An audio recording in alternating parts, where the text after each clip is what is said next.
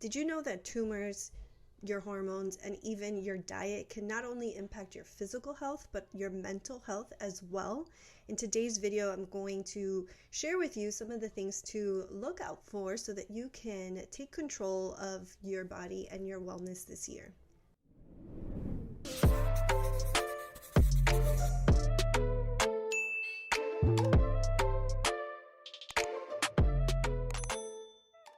My name is Meli Rentas, and I have been helping people take control of their health and wellness for over 12 years now, maybe almost 13. Who's counting? It's so important to start off by saying that anyone truly who's dealing with any issues related to high anxiety, stress, depression, whatever the case may be, it's always great to start with meeting with your primary doctor and discussing your symptoms to take a look at what's going on internally that may be creating some of the symptoms that you're experiencing. I'm going to be sharing with you right now a list of physical items that may be contributing to your mental health concerns. First and foremost, tumors or cysts, whether it's in the brain or any other part of the body, even places like the thyroid, can actually create anxiety symptoms, and it's just throwing off the way that your brain functions or other organs are functioning, and that can have an impact on your mental health and wellness. Also, hormones. Similar to that, if anything related to your hormones might be off, whether it's testosterone, progesterone, estrogen, even your thyroid hormones like T3, T4, etc., that can be very closely linked to the symptoms of anxiety, depression, etc. Also, infectious disease. There's a famous psychiatrist known as Dr. Daniel Amen. He posts a lot on all over social media, and he's very well respected, and I think he's been practicing for over 30 years, and he has thousands of brain scans. He uses SPECT scans, and that scan shows brain function, so blood flow, not like an MRI where it's just the shape of your brain. But anyway, he has before and after images of people who had an infectious disease. I think on YouTube you're not allowed to say the name of the one that's been going around for the past couple years.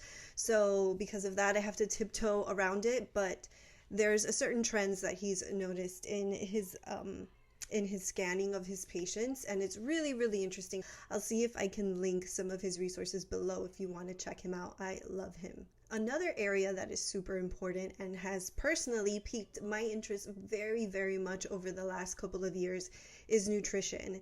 More and more we're seeing in the literature, the scientific literature, how diet can affect mental health. And so there's some support for a high-fat, low-carb diet in regards to just optimal brain functioning and optimal human health. Some are calling it a proper human diet. So I will link some of those people in the description if you want to check them out. If I happen to forget, because I'm recording a lot of videos these days, please leave me a comment and I'll make sure to update it for you. Any issues in your central nervous system can also be contributing to anxiety symptoms, as well as chronic disease or pain. Again, that could be related to inflammation. And if you're not aware, your diet, if you're eating lots of processed foods or just anything that your body doesn't really agree with and can cause inflammation, that can contribute to pain. And it's sort of all very important because it is very much related to your mental health and wellness if you're constantly inflamed and in pain. Anything that throws off your electrolytes can also compromise your mental health. People going through radiation or chemo can have their electrolytes thrown off, and that's just a couple examples. There are other treatments that may do the same thing. If you also work in an area where you're exposed to toxins, it could be even in your own home, you may not know that there's mold, or again at work if you're exposed to any kind of toxic fumes. All of that can throw off brain functioning and lead to not only issues with anxiety, like I mentioned 100 times, but also irritability, anger issues, outbursts, just maybe even a big shift in your personality. So that's always something that's a huge red flag if you're working in an area where you're exposed to toxic fumes or liquids or anything like that. Surprisingly enough, also herbal remedies or homeopathic remedies. It's interesting because a lot of people think that if it's natural, it's safe and it's healthy, but really whatever is healthy for you is determined by how your body is going to personally respond. So you may try a homeopathic herbal remedy for something and notice that your body doesn't respond well. And one of those things can be a negative effect on your mood. Your body can react by having a negative mood, a negative effect on your mood.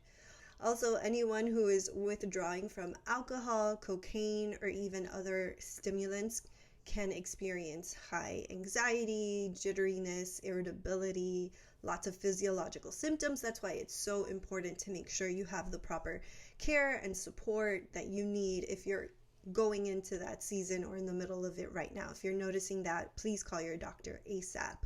And then the last one I want to talk about is caffeine. Being Cuban American, we drink coffee all day, every day. This is my Starbucks tumbler that I got from Disney World last year. So I understand, I love caffeine, but I've noticed even in my life that if I'm having too much caffeine, it can sort of trigger that physiological effect that really looks like an anxiety or panic attack. So you may want to notice and see and just test in yourself and in your body how you react when you have different levels of caffeine. So I'd really want you to just stop what you're doing right now and take a minute. If any of these things stood out to you, please go ahead and set a reminder, either tell Siri or Alexa to set a reminder at a time where you can, because I know a lot of people might be washing dishes or doing laundry or just relaxing right now watching a video. So set your reminder, pause this video, set a reminder to make an appointment with your doctor. Write down whatever it is you're concerned about. What are your physical symptoms of anxiety? If you didn't watch that video, I'll link it for you in the description so you can write that down, and then write down whatever things you want to test or take a look at. Then write down whatever items from today's videos you want to test or take a look at so that you can work in partnership with them to really take control of your mental and physical health and wellness. Now, I know and I understand if you're like me and you really want to find a doctor that's going to listen to you and maybe have a little bit more of an integrated approach that prioritizes lifestyle changes over just giving you a little paper and a trip to Walgreens, then take some time to do a little research. Maybe you search integrative doctor near me. If you live in a state that licenses naturopathic doctors, that might be another good search. I'll leave a link for you below of a website that you can use to find doctors near you that you might find helpful that use a more lifestyle approach. I don't know if for sure there'll be one in your area, but it's worth checking out, see if it works for you. If you want to learn a lot more about what lifestyle changes you can make in order to improve your overall health and wellness, including your mental health, please make sure to subscribe and turn on notifications because I have more amazing content for you.